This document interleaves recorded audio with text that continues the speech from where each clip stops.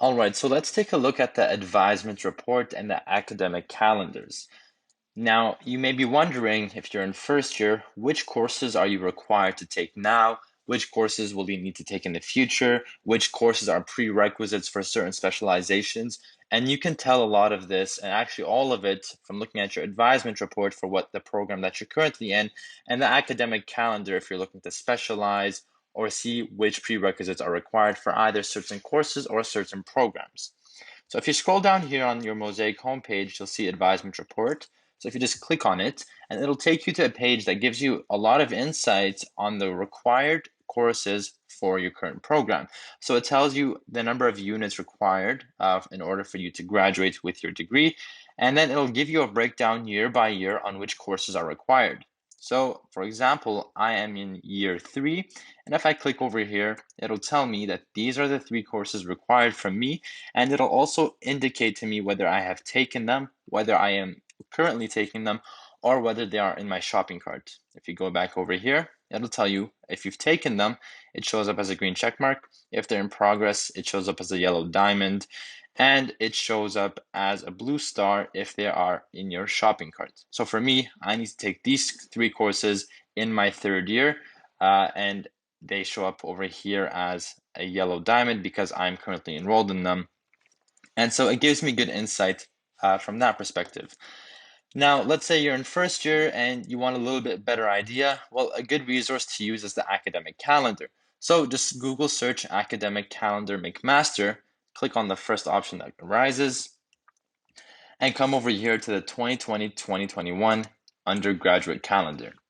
So once you click on that, you can come over here and see program by faculty or program by degree and minors. So we're going to do program by degree and minors, and this will pretty much give you all of the different programs that McMaster has to offer. So if you keep scrolling, it'll give you basically every single program in McMaster. And this is really helpful, number one, for you to identify which program you're in and what are the required courses for that program. And number two, if you want to switch into a certain program or if you want to specialize after first year, it'll also let you know what are the different requirements for that program. So let's just use Life Sciences Gateway. So first year Life Sci as an example. So if you click on that, it'll take you to the Life Sciences Gateway page, and it'll give you some program notes, some admission notes. It'll give you other information that you can use. If you scroll down over here, it'll tell you the number of units that you should be taking. So the recommended courses are 30 units for first year.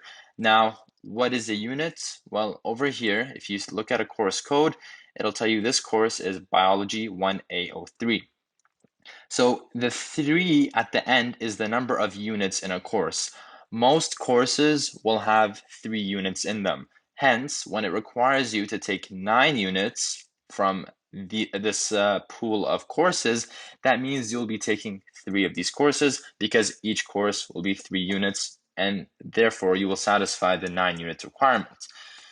So this is great because if you are in first year, it'll tell you, okay, you need 9 units from these courses. So for example, you could take Bio 1A03, Bio 1M03, and then Psych 1XX3, for example. And then it'll tell you you need 3 units from one of these courses. So one of the calculuses, you can take whichever one you feel is better for you.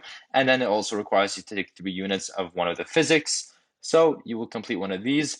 Then it also tells you that you need 9 units from the Science 1 course list. What is the Science 1 course list? Well, if you scroll up, you'll find it right over here. It's basically just a pool of courses that you can take that will count towards these 9 units that are required from you over here. And these courses can vary. So you have astronomy, for example, you have chemistry, you'll have envirosci, you'll have different maths, different physics, different psychs, Science 1A03. So all of these courses you can take, and this will contribute to these 9 units over here. And then you have 6 units of electives. Now, these electives can be pretty much from any program, any faculty. You can take any course you want. For example, a lot of people take microeconomics. It's a very popular course, especially in first year. Again, it's not from the Department of Science. However, because it is an elective, you can take it. Now, there may be other courses in which you may need permission from the faculty, either their faculty or your faculty, in order to take this course. But usually that is also very easy. You can just email like the course coordinator or your faculty advisor, and they can give you permission to enroll in that course. Now, if you notice over here, it says see program notes 1 and 2 above. So let's scroll up. You'll see the program notes. So the first note is students without grade 12 calculus and vectors must complete Math 1 F03.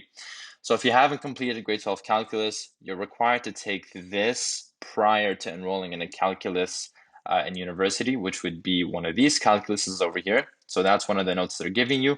And let's look at note number 2.